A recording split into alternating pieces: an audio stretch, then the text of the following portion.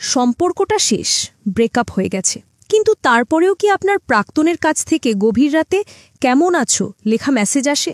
বা ধরুন কোনো কারণ ছাড়াই পাঠিয়ে দেওয়া একটা পুরনো দিনের গান?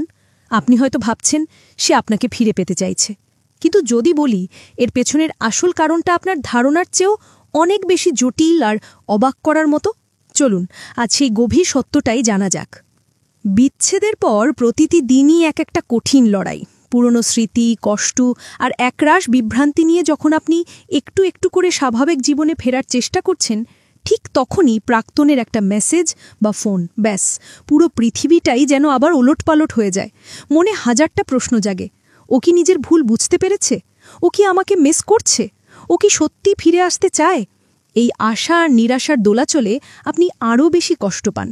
কিন্তু মনোবিজ্ঞান বলছে এই যোগাযোগের কারণ সবসময় ভালোবাসা বা অনুশোচনা নাও হতে পারে। এর পেছনে এমন কিছু কারণ লুকিয়ে থাকতে পারে যা আসলে আপনার আবেগ নিয়ে খেলার মতোই। সেকশন 1, যোগাযোগের পেছনে সাধারণ কারণগুলো। প্রথমে চলুন সেই সাধারণ কারণগুলো নিয়ে কথা বলি, যেগুলো প্রায়ই এই ধরনের আচরণের জন্য দায়ী থাকে।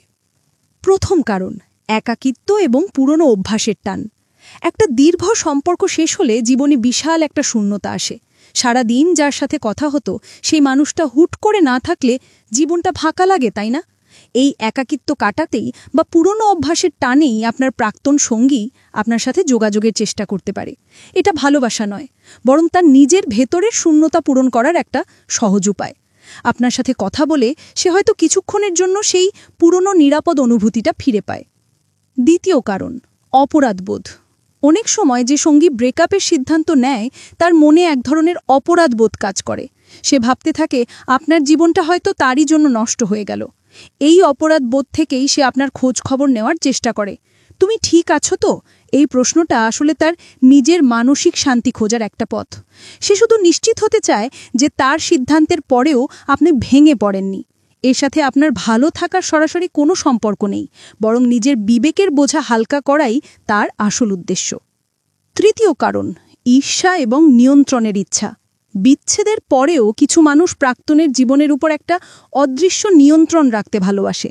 আপনি নতুন সম্পর্কে জড়িয়েছেন কিনা বা তাকে ছাড়া আপনি কতটা ভালো আছেন এসব জানলে সে অস্থির হয়ে পড়ে। তাই সে অকারণে যোগাযোগ করে আপনার জীবনের খবর নেওয়ার চেষ্টা করে, আপনার সোশ্যাল মিডিয়ায় নজর রাখে, বন্ধুদের কাছ থেকে আপনার খোঁজ নেয়। বিশ্বাস করুন, এটা ভালোবাসার লক্ষণ নয়, এটা এক ধরনের অধিকারবোধ এবং আপনাকে নিয়ন্ত্রণে রাখার চেষ্টা, যা মোটেও একটি সুস্থ মানসিকতার পরিচয় নয়। ভিডিওটি যদি আপনার অভিজ্ঞতার সাথেও সামান্য মিলে যায় তাহলে অনুগ্রহ করে একটি লাইক দিন, কারণ এরপর আমি যে গভীর মানসিক কারণটি ব্যাখ্যা করব তা হয়তো আপনার চোখ খুলে দেবে। সেকশন 2, আসল কারণ যা আপনাকে অবাক করে দেবে। এতক্ষণ তো গেল সাধারণ কারণগুলো, কিন্তু এবার যে কারণটার কথা বলবো সেটাই আসল আর সবচেয়ে অবাক করার মতো, আর সেটা হলো ইগো স্ট্রোকিং বা আত্মসন্তুষ্টি। ব্যাপারটা সহজ করে বলি, আপনার প্রাক্তন সঙ্গী হয়তো আপনাকে আর ফিরে পেতে চায় না, কিন্তু সে এটা নিশ্চিত করতে চায় যে আপনি এখনও তার জন্য দুর্বল হয়ে আছেন এবং তার ফেরার অপেক্ষায় বসে আছেন। আপনার কাছ থেকে একটু মনোযোগ বা আবেগঘন উত্তর পেলেই তার অহংকার বা ইগো শান্তি পায়।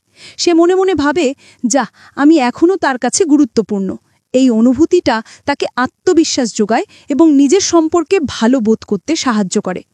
মনোবিজ্ঞান বলে বিচ্ছেদের পর অনেকেরই আত্মসম্মান কমে যায়। সেই হারানো আত্মবিশ্বাস ফিরে পেতে তারা প্রাক্তন সঙ্গীকে ব্যবহার করে।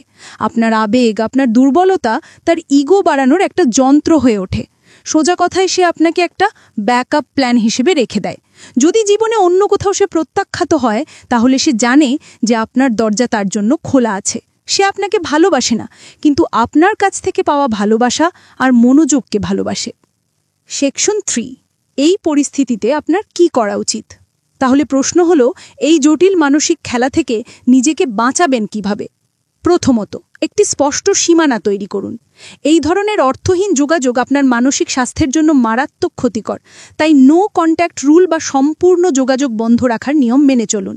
যদি উত্তর দিতেই হয়, আবেগহীন এবং খুব সংক্ষিপ্ত উত্তর দিন। কোনো ব্যক্তিগত আলোচনা বা আলাপের সুযোগই দেবেন না। দ্বিতীয়ত, বাস্তবতা মেনে চলুন।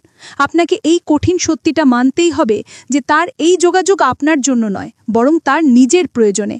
সে আপনার কথা শোনার অজুহাত খুঁজছে, কারণ সে নিজের একাকিত্ব, অপরাধবোধ বা অহংকারকে শান্ত করতে চায়। এই সত্যিটা মেনে নিলে আপনার পক্ষে আবেগের বশে ভুল সিদ্ধান্ত নেওয়া থেকে বিরত থাকা সহজ হবে। তৃতীয়ত, নিজের ওপর মনোযোগ দিন। বিচ্ছেদের পর সবচেয়ে জরুরি হলো নিজেকে ভালোবাসা। নিজের যত্ন নিন, বন্ধুদের সাথে সময় কাটান, নতুন কিছু শিখুন বা শরীর চর্চা করুন। যখন আপনি নিজের জীবন নিয়ে ব্যস্ত এবং খুশি থাকবেন, তখন প্রাক্তনের একটা মেসেজ আপনার মানসিক শান্তি আর নষ্ট করতে পারবে না। মনে রাখবেন, আপনার মানসিক শান্তি এবং আত্মসম্মানের চেয়ে বড় আর কিছু নেই।